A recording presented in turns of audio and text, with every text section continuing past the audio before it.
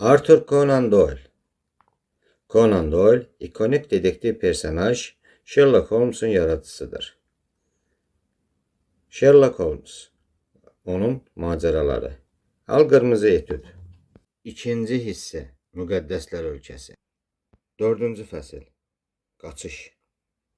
Mormon peyğəmbərləri ilə söhbətin ertəsi günü John Ferrier Salt Lake City'yə yola düşdü. Orada Nevada dağlarına gedən tanışlarının birini tapıb, Jefferson Hope'a yazdığı məktubu ona verdi. Məktubda yazılmışdı ki, onları böyük təhlükə gözləyir. Buna görə də onun tez bir zamanda geri qayıtması çox vacibdir. Ferrier məktubu verdikdən sonra çox yüngülləşdi. Hətta evə gələndə kefi lap kökəlmişdi.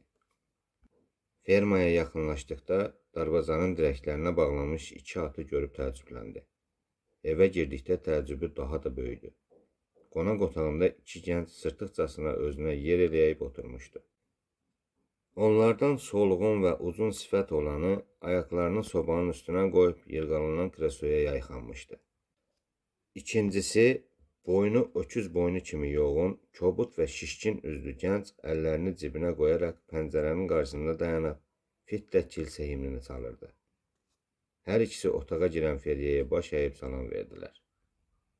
Siz yəqin bizi tanımırsınız, yırğalanan kresoda oturmuş gənc dedi. Bu ağsaqqal Dreber'in oğludur. Mən isə sizinlə səhrada yolçuluq etmiş Joseph Stangerson'un oğluyam. O vaxt Tanrı öz əlini uzadıb sizə həqiqi etiqadın yolunu göstərmişdi. Vaxt gəldikdə yer üzündəki bütün insanlara doğru yol göstərəcək. İkinci gənc burnunda danışaraq əlavə etdi. Tanrının dindarlar üçün yeri çoxdur. John Ferrier başını əyib soyuq halda salamlaşdı. O, qonaqların kim olduğunu təxmin etmişdi. Biz, Stangerson davam etdi. Gəlmişik ki, hansımızı bəyənsəniz, qızınızı o istəsin. Mənim cəmisi 4 arvadım, Dreber'in isə 7 arvad olduğu üçün əlbəttə ki, üstünlük mənim tərəfimdədir. Elə şey yoxdur, Stangerson qardaş, Dreber qışqırdı. İş onda deyil ki, kimin neçə arvadı var. Əsas məsələ onları saxlamaqdır. Atam öz fabriklərini mənə verib. Demək, mən səndən varlıyam. Mənimsə gələcəyim daha yaxşıdır. Stangerson hərarətlə etiraz etdi. Tanrı atamı yanına aparanda onun dəri fabriki və dabbaxanası mənə qalacaq. Bundan əlavə mən səndən böyüyəm, mövqeyim də üstündür. Qoy qızı özü seçsin. Dreber özünün güzgüdəki əksindən xoşlanaraq gülümsədi. Qərar verməyi onun öhdəsinə buraxaq. John Ferrier qapıda dayanıb qəzəblə bu söhbətə qulaq asır, əlindəki qamçını onların belinə vurmaqdan özünü güclə saxlayırdı. Bura baxın, irəli gəlib dedi. Qızım sizi çağıranda gələrsiniz. O vaxta qədər üzünüzü də görmək istəmirəm. Gənc mormonlar yerlərində donub qalaraq ona baxırdılar. Onlar elə bilirdilər ki, qız üstündə bu cür mübahisə həm qız, həm də atası üçün böyük şərəf sayılmalıdır. Bu otaqdan 2 çıxış var. Ferrier davam etdi. Biri qapıdan, biri də pəncərədən. Hansından çıxmaq istəyirsiniz? Onun qəzəbdən əyilmiş sifəti və yuxarı qalxmış yumruqları qonaqları cəld ayağa qalxıb qaçmağa məcbur etdi. Qoca fermer qapıya qədər onların ardınca getdi. Əvvəl öz aranızda razılaşın ki, hansınız bəy olacaqsınız. Sonra mənə xəbər verin. O istehza ilə dedi. Buna cavab verəcəksən. Hirsindən rəngi ağarmış Stangerson qışqırdı. Sən peyğəmbərin və dördlər ittifaqının əleyhinə çıxdın. Ömrünün sonuna dək buna peşman olacaqsan. Tanrının əli ilə cəzalandırılacaqsan. Kiçik Dreber qışqırdı. Səni yer üzündən siləcəyik. İndi baxaraq kim kimi siləcəyik. Ferrier hiddətlə bağırıb tüfəngini götürmək üçün qaçdıqda, Lucy onun əlindən tutub saxladı. Darvazadan çöldə eşidilən atların ayaq səslərindən Ferrier anladı ki, artıq onlara çatmaq mümkün deyil. Ah, əclaflar! Fermer alnından təri silib qışqırdı. Onlardan birinin arvadı olmaqdansa sənin ölməyini istəyərdim. Mən də ölmək istəyərdim, ata, qız qətiyyətlə dedi. Amma Jefferson tezliklə gələcək. Bəli, tezliklə gəlməlidir. Nə qədər tez gəlsə, o qədər yaxşıdır. Bunlardan nə desən gözləmək olar. Doğrudan da mərd qoca fermerin və onun qızının məsləhət və köməyə indi daha çox ehtiyacı vardı. Mormonlar arasında hələ heç kim başçılara qarşı açıq itaətsizlik göstərməmişdi. Hətta kiçik xətalar da ciddi şəkildə cəzalandırılırdısa, Ferriye kimi qiyamçı nə söyləyə bilərdi ki? O, bilirdi ki, nə mövqeyi, nə də sərvəti onu xilas etməyəcək. Ondan daha məşhur, daha imkanlı adamlar qəfildən həmişəlik yoxa çıxmış, bütün sərvətləri də kilsənin hesabına keçmişdi. Ferriye qorxaq adam deyildi. Ancaq başının üstünü almış naməlum və müəmmalı təhlükə onun canına üşütmə salmışdı. Hər cür açıq təhlükəni o mərdliklə qarşılayardı. Lakin onun qorxudan qeyri-müəyyənliyi idi. Ferriye bunu qızından gizlətməyə çalışır və özünü elə aparırdı ki, güya baş verən hadisələr boş şeydir. Lakin atasına olan məhəbbət qızı daha gözü açıq etmişdi. Buna görə də atasının özündə olmadığını, dilxor gəzib dolaşdığını aydın görürdü. Ferriye gözləyirdi ki, Yang onun hərəkətindən əsəbləşəcək və ona cavab verməyə nəcən çağıracaq. O səhv etməmişdi. Hərsənd bu tamamilə gözlənilməz şəkildə baş verdi. Ertəsi gün səhər yuxudan oyananda düz sinəsinin üstündə yorğana yapışdırılmış kiçik, dörtgünc bir vərəq görüb heyrətləndi. İri və əyri-üyrü hərflərlə bunlar yazılmışdı. Günahını yumaq üçün sənə 29 gün vaxt verilir. Sonra isə tire işarəsi bütün hədələrdən qorxunc görünürdü. Ferriye əbəs yerə baş sındıraraq bu kağız parçasının otağa necə düşdüyünü öyrənmək istəyirdi. Qulluqçular ayrı ficildə yaşayırdı. Evin bütün qapı-pəncərəsi isə bək-bək bağlanmışdı. O, kağızı yandırıb qızına heç nə demədi. Ancaq ürəyi dəhşətdən tir-tir əsirdi. Ayın axırına, yəni yanğın təyin etdiyi vaxtda 29 gün qalmışdı. Belə sirli qüdrətə malik olan düşmənlə mübarizə etmək üçün necə igidlik və cəsarət olmalıdır? Yorğanına kağız yapışdırmış o əl, onun ürəyinə də zərbə endirə bilərdi və o heç zaman qatilinin kim olduğunu öyrənməyəcəkdi. Sabahı gün biraz da qorxdu. Səhər yeməyi vaxtı Lucy birdən heyrətlə qışqırıb tavanı göstərdi. Tavanın tən ortasında görünür yanıb qaralmış çubuqla 28 yazılmışdı. Lucy üçün bu müəmma idi. Ferriye isə ona heç nə izah etmədi. Bütün gecəni əlində silah gözünü qırpmadan oturub keşik çəkdi. Heç nə görüb eşitmədi. Lakin səhər qapının çöl tərəfində 27 rəqəmi vardı. Beləcə günlər ötüb keçirdi və hər səhər Ferriye əmin olurdu ki, görünməz düşmənləri dəqiq hesab aparır. Haradasa gözə çarpan yerdə təyin edilmiş vaxtın neçə gün qaldığını yazırdılar. Bəzən bu məşum rəqəmlər divarlarda, bəzən döşəmədə, gah da kiçik kağız parçasında bağın qapısına ya da hasara yapışdırılmış vəziyyətdə üzə çıxırdı. John Ferriye bütün iç sayıqlığına baxmayaraq, bu gündəlik xəbərdarlıqların necə peyda olduğunu aydınlaşdıra bilmirdi. Hər dəfə rəqəmləri gördükdə onu vahimə bürüyürdü. O arıqlamışdı, narahat idi. Gözlərində zəhərlənmiş heyvanın əzablı və qorxmuş baxışları kimi ifadə vardı. Yeganə ümidi tezliklə Nevadadan qayıtmalı olan gənc ovçuya qalmışdı.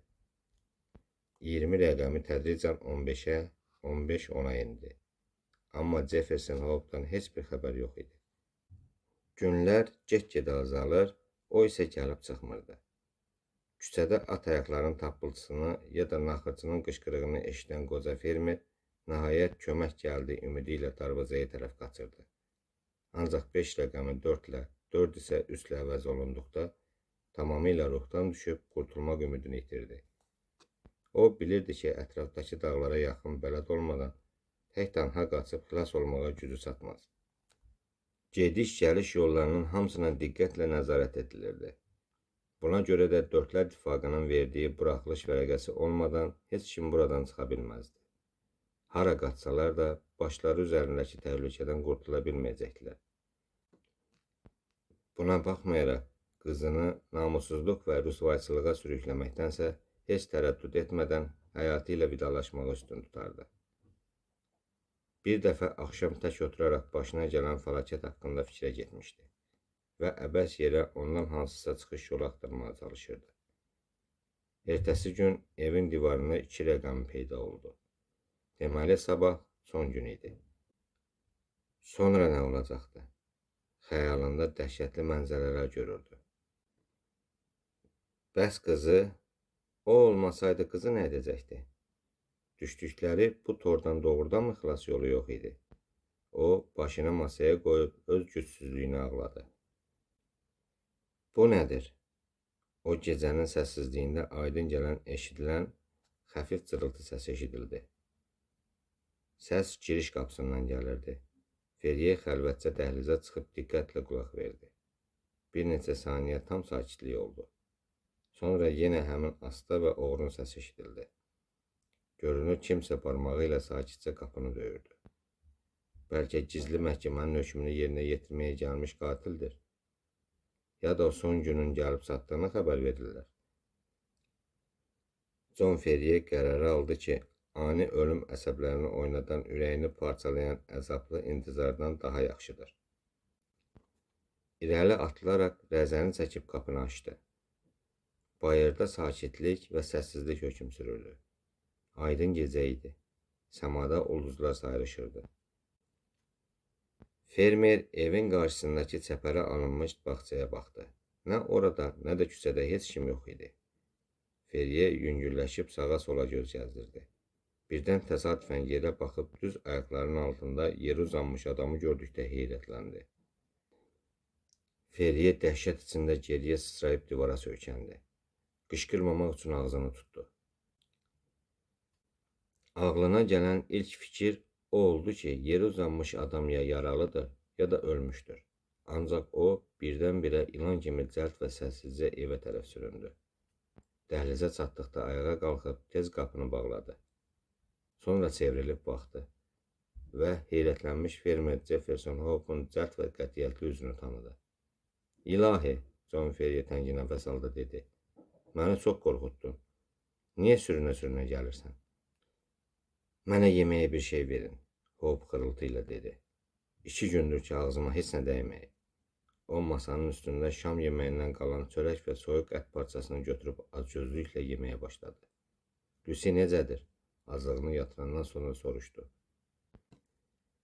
Pis deyil, o hansı təhlükədə olduğumuzu bilmir, deyə Ferrier cavab verdi. Belə yaxşıdır, evə hər tərəfdən göz qoyurlar. Ona görə sürünə-sürünə gəldim. Amma onlar nə qədər hiləgər olsalar da, Voşoğlu ovçunu yaxalaya bilməzlər. John Ferrier indi sadiq müttəfiqinin olduğunu hiss edib yenidən dünyaya gəlmiş kimi rahatlandı. Hope'un kobud əllərindən tutub bək-bək sıxdı. Səninlə fəxr etmək olar, o dedi. Çox az adam həyatını təhlükəyə atıb bizə köməyə gələrdi. Doğrudur, deyə gənc ovçu cavab verdi. Sizə böyük hörmətim var. Lakin düzünü demək lazımdırsa, siz tək olsaydınız başımı bu arı pətəyinə soxmazdan əvvəl ən azı 2 dəfə götür qoy edərdim. Mən Lucy'yə görə gəlmişəm. Nə qədər ki Jefferson Hope ayaq üstədir, ona heç nə olmayacaq. Nə edəcəyik? Sabah axırıncı gündür. Əgər bu gün qaçıb gizlənməsəniz, öləcəksiniz. Qartal dərəsində bizi 2 at və 1 qatır gözləyir. Sizin nə qədər pulunuz var? $2000 qızıl pul, 5000 də əskinas. Bəs edər, məndə də o qədər olar. Dağlardan keçib Carson City'yə çatmalıyıq. Lucy'ni oyadım. Yaxşı ki, qulluqçularınız evdə yatmır. Ferrier yola çıxmağa hazırlaşmaq üçün qızına kömək edəndə Jefferson Hope evdəki bütün yeməli şeyləri bağlamaya yığdı. Sonra saxsı qabı su ilə doldurdu. Öz təcrübəsindən bilirdi ki, dağlarda su mənbələri həm azdır, həm də bir-birindən çox uzaqda yerləşir. Bir yığış edib qurtarmışdı ki, fermerlə qızı yola düşməyə hazır vəziyyətdə gəlib çıxdılar. Sevgililər tələsə-tələsə, amma hərarətlə salamlaşdılar. İndi bir dəqiqə də vaxt itirmək olmazdı. Qabaqda görüləsi çox iş vardı. Dərhal çıxmalıyıq. Jefferson Hope təhlükənin nə qədər böyük olduğunu bilən, lakin fikrindən dönməməyə qərara almış adam kimi sakit və qətiyyətlə dedi. Əsas və arxa qapını güdürlər. Amma biz ehtiyatla yan pəncərədən çıxıb sahələrdən keçə bilərik. Yola çıxaq. Oradan isə atların dayandığı Qartal dərəsinə cəmsi 2 mil var. Sübhədək dağları aşıb yolun yarısını gedə bilərik. Bəs bizi yaxalasalar, Feriye soruşdu. Jefferson əlini gödəkçəsinin altından çıxan tapancasına qoydu. Əgər onların sayı çox olsa, bir-ikisini özümüzlə apararıq. O acıqlı-acıqlı gülümsədi. Onlar evdəki işıqları söndürdülər. Feriye qaranlıq pəncərədən həmişəlik tərk etdiyi öz tarlalarına baxdı. O, bu qurbanın qaçılmaz olacağına çoxdan özünü hazırlamışdı. Onun üçün qızının şərəfi və xoşbəxtliyi itirdiyi sərvətdən daha əziz idi. Ətrafa səssizlik hakim idi. Ağaclar xəffifcə xışıldayır, geniş tarlalar sükuta qərq olmuşdu. Buralarda ölüm gizləndiyini təsəvvür etmək belə çətin idi. Lakin gənc ovçunun solğun və ciddi üzündən məlum olurdu ki, evə yaxınlaşarkən çox şey görmüşdü deyə əbəs yerə təlaş keçirmirdi. Feriye pul kisəsini, Jefferson Hope yemək və suyu, Lucy isə özü üçün əziz olan bəzi əşyaları götürdü. Onlar ehtiyatla pəncərəni açıb səmadakı qara buludların irəliləyib ulduzları udmağını gözlədilər. Sonra bir-birinin ardınca bağçaya düşdülər. Nəfəslərini tutub əyilərək oğrun-oğrun hasara doğru irəlilədilər və səssizcə hasar boyunca gedib taxıl sahəsinə çıxan oyuqdan keçmək istədilər. Birdən gənc ovçu onları kölgəliyə tərəf itələdi və hər üçü əsə-əsə yerə uzandılar. Preriyalarda keçən həyat Jefferson Hope'da vaşaq kimi iti eşitmə qabiliyyəti yaratmışdı. Gənc ovçu və dostları yeri təzəcə uzanmışlar ki, bir neçə addım aralıda qəmgin bayquş yalartısı eşidildi. Haradasa yaxınlıqdan bu cür səslə cavab gəldi. Dərhal onların keçmək istədikləri oyuqda kiminsə tutqun cizgisi göründü. Yenə həmin şikayətli səs eşidildi və qaranlıqda ikinci adam peyda oldu. Sabah gecə yarı, görünür başçı olan adam dedi.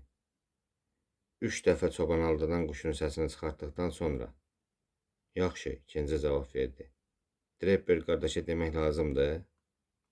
Ona de, qoy o da başqalarına çatdırsın. 7-yə 9, 5-ə 7, ikinci dedi. Və onlar ayrılıb müxtəlif tərəflərə getdilər. Axırıncı sözlər görünür parol və onun cavabı idi. Addım səsləri uzaqlaşandan sonra Jefferson ayağa qalxıb yoldaşlarını oyuqdan keçməyə kömək etdi və gücdən düşmüş qızdan yapışıb demək olar ki, onu qucağında apararaq tarlaya qaçdı. Tələsin, tez olun, o tövşüyərək pıçıldayırdı. Keşikçilərin xəttini keçdik. İndi hər şey sürətdən asılıdır. Tez olun. Nəhayət, hamar yola çıxdıqdan sonra onlar daha sürətlə yeridilər.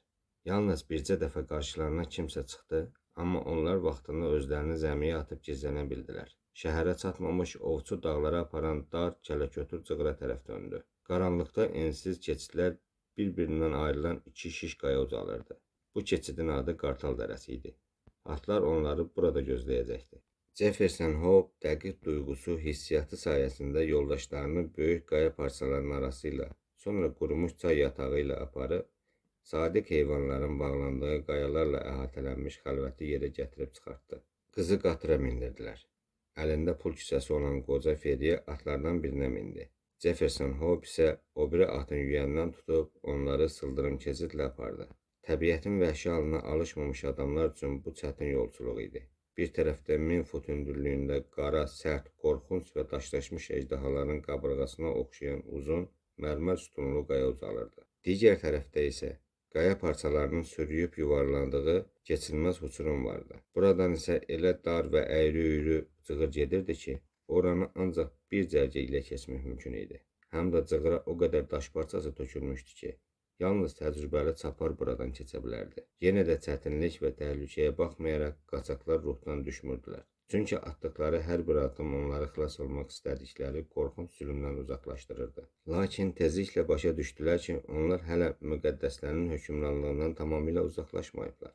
Onlar yolun ən xəlvəti yerinə çatanda, Lucy birdən yuxarını göstərib qorxudan qışqırdı. Cığırın düz yuxarısındakı qara qayanın üstündə keşikçi dayanmışdı. Elə o an keşikçi də onları gördü və səsi sükut içində olan dərədə bəkdən eşidildi.